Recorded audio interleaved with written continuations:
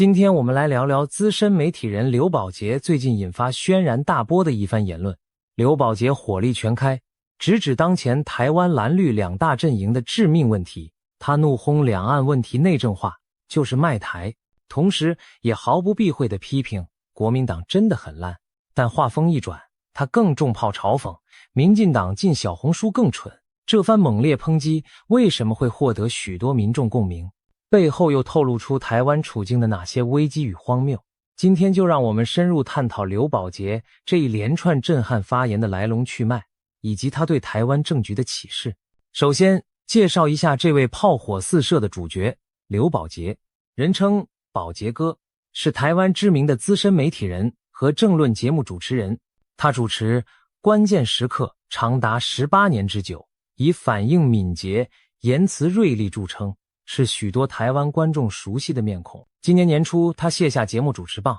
原本淡出政论第一线，但面对近期局势变化，这位一向敢言的评论员终于忍不住再度出声。而他这次开呛的对象横跨蓝绿两边，大有骂醒整个台湾政坛的意味。刘宝杰为什么如此震怒？事情要从最近围绕前总统马英九的一场争议说起。两岸绝不能内政化，否则就是卖台。刘宝杰最重磅的这句话直指马英九近期的两岸主张。马英九怎么了？原来卸任多年的马前总统最近频频抛出令人生疑的言论。他多次公开宣称两岸是国内事务，外人不要插手，甚至强调中华民国宪法体现的就是一中原则以及一国两区的定位。简单说，就是把台湾和中国的关系定义成同属一个国家的内部问题。刘宝杰听到这些话简直怒火中烧，他毫不客气地指出，马英九这两句话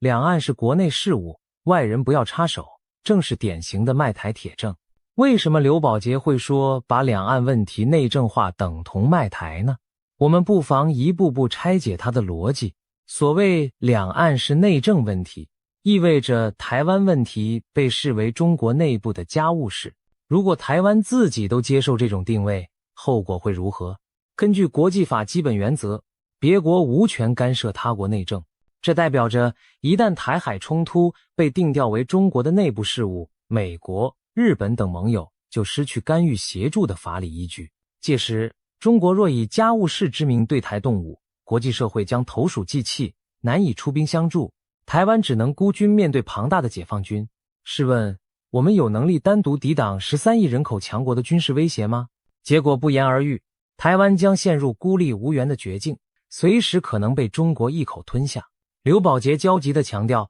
把台海争端当内政问题，是在切断盟友援助的最后窗口，等于亲手锁上求救之门，这难道不是自寻死路吗？或许有人觉得马英九不过一届卸任总统，说的也只是个人意见，影响不大。然而刘宝杰要提醒大家的是，马英九非常清楚自己这种论调的严重后果。马英九何许人也？他是哈佛法学博士出身，当过法务部长、陆委会主委，长期研究两岸法理问题，可谓全台湾最懂国际法与两岸红线的人之一。这样一位深谙其道的人，却口口声声把两岸是国内事务挂在嘴边。刘宝杰直斥这种行为是知情故犯，明知道会害死台湾，却还是选择这么做。他语带激动的怒吼，你这么懂，还讲这种话，除了排卖台权2个字，我没有其他想法。刘宝杰进一步解释，他所说的卖台并非真的卖土地，而是指在法律战和论述战上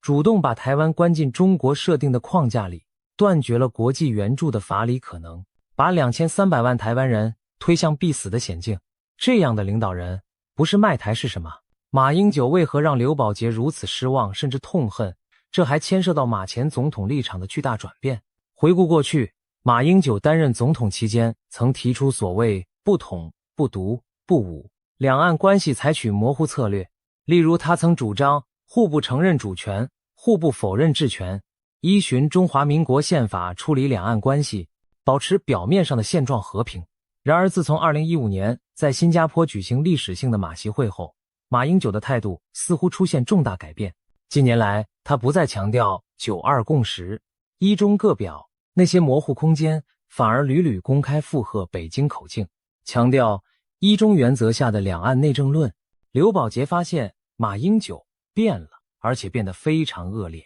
从维持现状的缓冲者变成几乎是在替中共说话。特别是最近，日本政要高市早苗强调，台湾有事就是日本有事，表明日方关切台海安全。北京为此跳脚，但马英九居然也出面指责高市早苗，喊出两岸是中国内政，外人不要插手的话，与中共异口同声的要日本闭嘴。堂堂前总统如此积极地替北京维护主权，让刘宝杰大为震惊。他感叹地说，台湾人民过去对马英九的包容和爱护那么深，但马如今却用这种方式回报台湾，这种转变令他非常厌恶，无法接受。更让刘宝杰忧心的是，马英九的影响不仅局限于他个人，他看到整个国民党内部似乎出现一股风潮，朝着将两岸内政化的方向滑去。马英九不仅自己这么讲，他的影响力也渗透进国民党现任高层。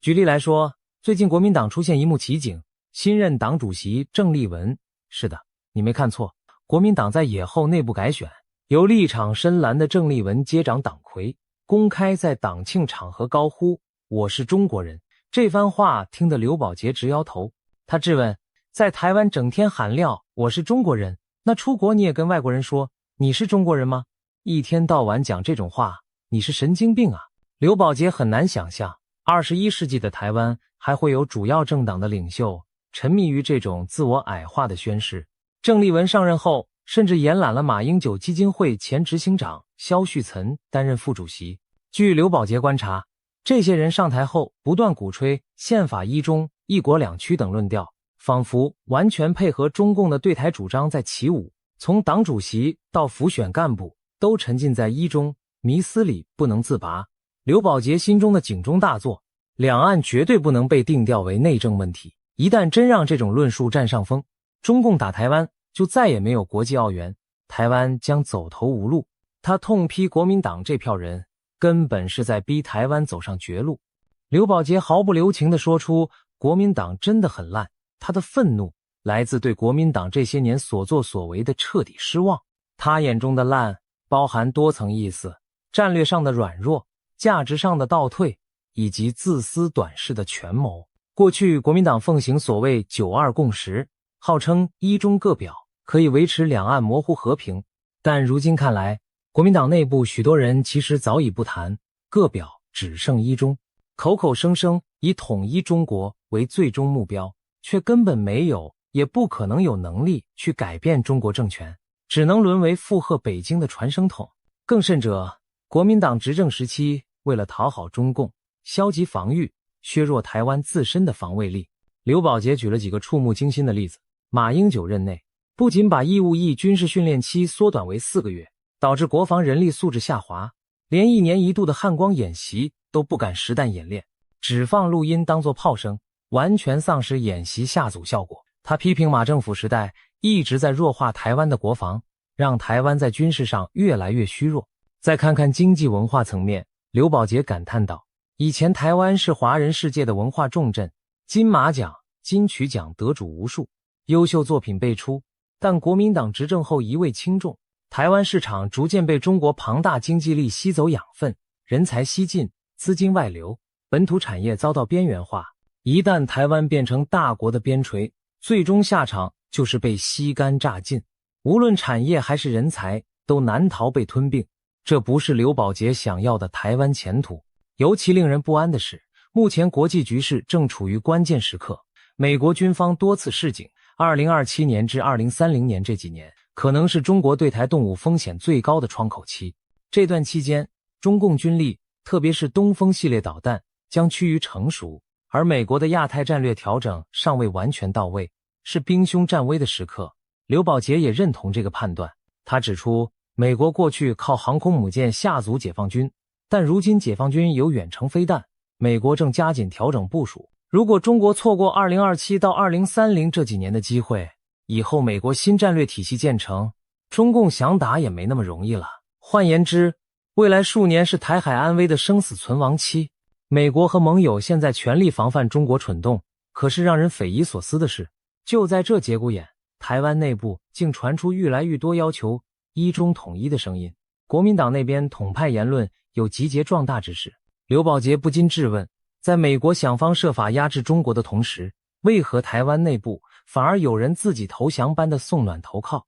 这完全不合理。在他看来，某些国民党高层人物与其说是愚昧，不如说是别有用心。国民党内不少权贵和中共关系密切，在中国有庞大利益，表面喊反共，其实暗通款曲。这些人为了私利，不惜拿台湾前途下注，他们的所作所为就是在替中国铺路，牺牲台湾。难怪刘宝杰要直斥其为卖台集团。他愤怒中带着呼吁地说，千万别小看台湾人民捍卫自己土地的决心，这种保卫台湾的意志不分蓝绿，不分省级，不分族群，全体台湾人关键时刻都会站出来。但是如果国民党执意要配合中共把台湾往死路上带，那真是令国人寒心至极。总而言之，在刘宝杰眼中，如今的国民党已经腐烂不堪，从路线到领导皆让他难以接受。他语带无奈又愤慨地说，国民党现在这种搞法，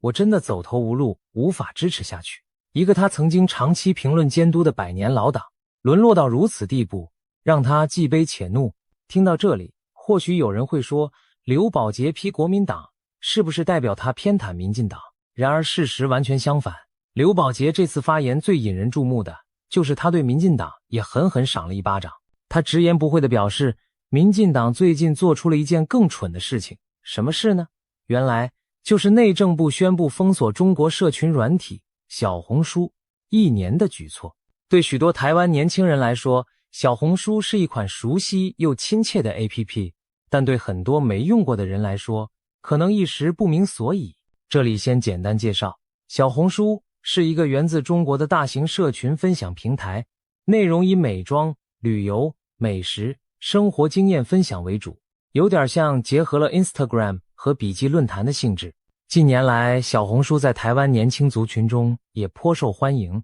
很多人用它找旅游攻略、看化妆心得、健身教学等等。偏偏就在近日，台湾内政部以打击诈骗为由，宣布要求电信业者对小红书进行为期1年的封锁，停止域名解析和连线。官方给出的理由是，小红书自去年以来涉诈案件高达近1700件，造成超过2亿新台币财产损失，而小红书的母公司对台方要求改进的公文已读不回，拒绝合作。因此，政府依据新修订的诈欺犯罪防治条例，对小红书祭出暂时封禁处分。消息一出，社会哗然。毕竟这可是台湾首次对某个社群媒体下达全面封锁令。有人叫好，认为总算对中国来的有疑虑平台出手，但也有许多人质疑此举过当，甚至有侵害言论自由之嫌。刘宝杰就是后者中最响亮的声音之一。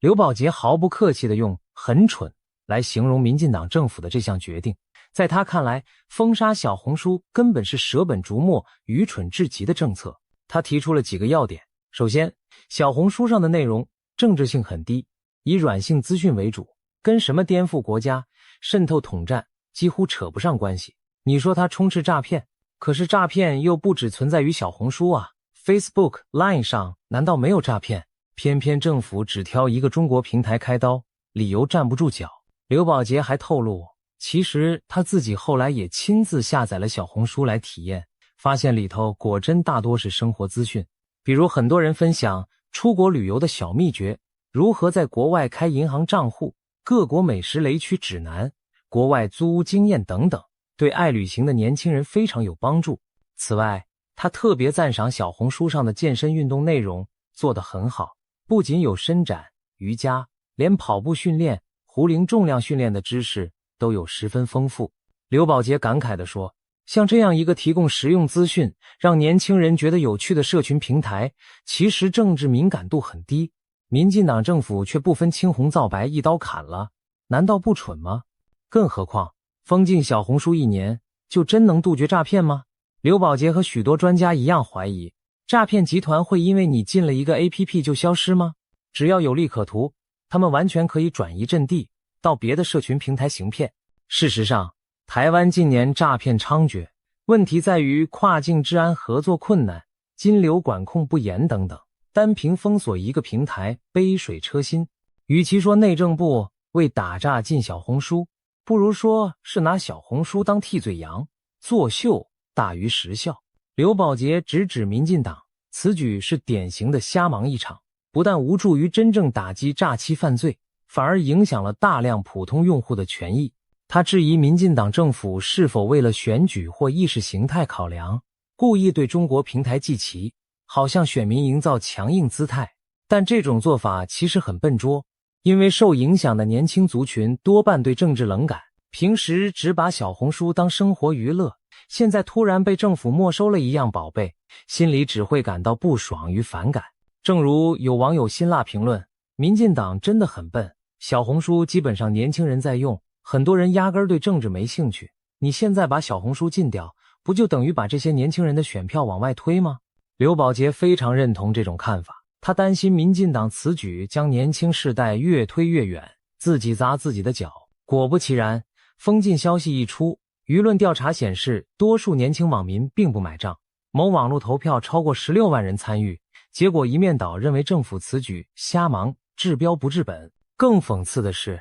许多年轻人赶在封锁生效前疯狂下载小红书 APP， 一度把它推上了 App Store 下载榜的前3名，仿佛越近大家越好奇，反而助长小红书声量。这真可谓南辕北辙的政策笑话。除了影响民生和年轻人气氛，刘宝杰也从价值层面抨击了民进党的这种做法。他质疑，民进党不是一向以民主、自由自豪吗？现在却学起共产党那套网路长城，动不动封锁 APP， 这难道是我们所追求的民主台湾？他语带愤慨地问，这种给民众乱戴帽子、动辄封杀的事情，怎么可以在台湾发生？这是我想要的台湾吗？这是我努力捍卫、深深爱爱的台湾吗？答案是否定的。刘宝杰提到，民进党近年来一些作为令他痛心，例如先前绿营有人对在街头拍摄的路人乱扣红帽子，把普通民众怀疑为共谋或者抹黑为民进党敌对阵营，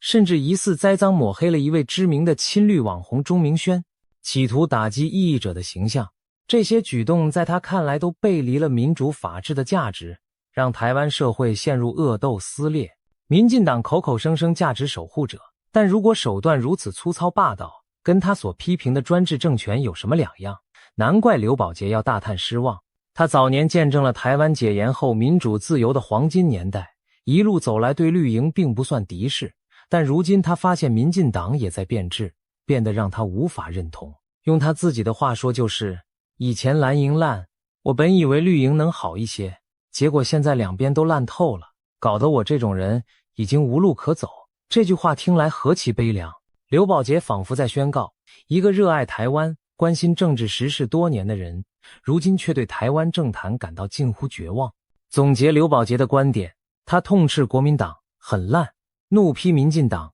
更蠢，字里行间全是对台湾前途的焦虑和对现状的不满。那么他的愤怒背后究竟寄托着怎样的期待呢？事实上，刘宝杰虽然猛批蓝绿，但他骨子里正是因为热爱台湾、在乎台湾的未来，才如此口不留情的鞭策。他希望台湾人看清一件事，我们处境艰难，绝不能自毁长城。在外有中共虎视眈眈，日夜想把台湾吞并，在内我们必须团结自强，还要避免自己人犯下愚蠢的错误。刘宝杰强调，两岸问题绝非单纯的内政，那是攸关区域和平，需要国际协助才能维持的难题。如果台湾有人天真的以为自己关起门来搞统一就能换和平，只会掉进中共圈套，自绝于世界，最终害死台湾。此外，他也提醒执政者，捍卫民主不只是对抗外敌，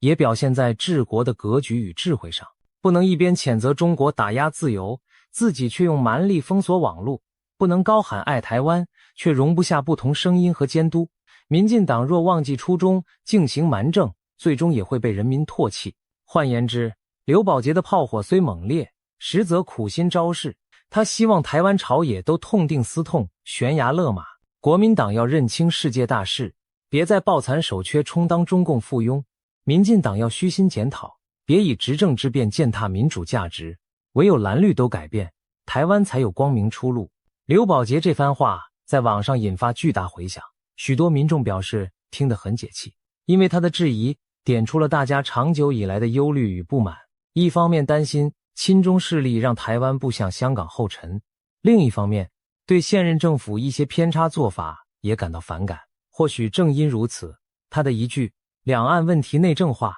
就是卖台才会在社群媒体上疯传，许多人直呼说到心坎里。更重要的是，刘宝杰的发言也透露出台湾舆论风向的一些转变。长久以来，台湾政治被蓝绿恶斗绑架，支持者各自挺护自己人，但现在越来越多老百姓厌倦了非黑即白的对立，反而期待务实理性的思考。国家的生存发展大于政党输赢这一点，在外部威胁日渐升高之际尤其明显。刘宝杰身为外省第二代，他父亲是来台的外省军官，却早已看破统一迷思，认为当下维持台湾主权现状，守住自由生活方式，远比空谈统一更符合台湾利益。这其实也是绝大多数台湾人的共识。可是国民党内某些人仍恋旧幻想，不惜自我矮化去迎合北京，这当然让包括刘宝杰在内的许多爱国者怒不可遏。同样地，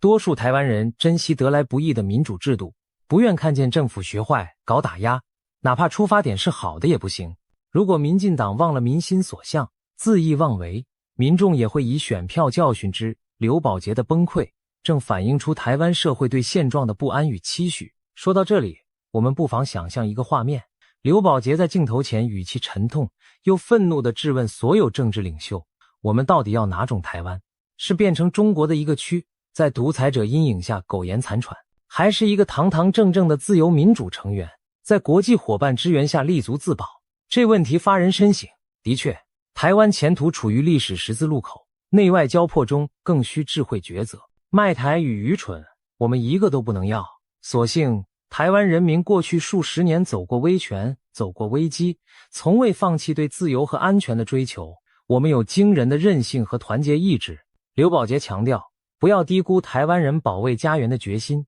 这决心来自对土地的热爱，对生活方式的执着，超越党派和族群。或许正是抱持着这样的信念，他才选择在沉默一阵后再次发声，以期唤醒更多人。他的怒吼是提醒，也是期待，期待台湾朝野都清醒过来，莫再让人民失望，莫再让敌人有机可乘。唯有如此，台湾才能在惊涛骇浪中站稳脚跟，迎向更光明的未来。总而言之，刘宝杰开轰蓝绿，一个卖台，一个蠢蛋，这辛辣的评语背后蕴含的是沉重的忧心与全权之心。他的崩溃几乎映照出当前台湾的乱象与危机。然而更重要的是从中汲取教训，我们绝不能让内政化的陷阱断绝了台湾生路，也不能用愚蠢政策透支了人民信任。展望未来，台湾需要的是更聪明、更团结的自救之道。当政治人物不再只为意识形态恶斗，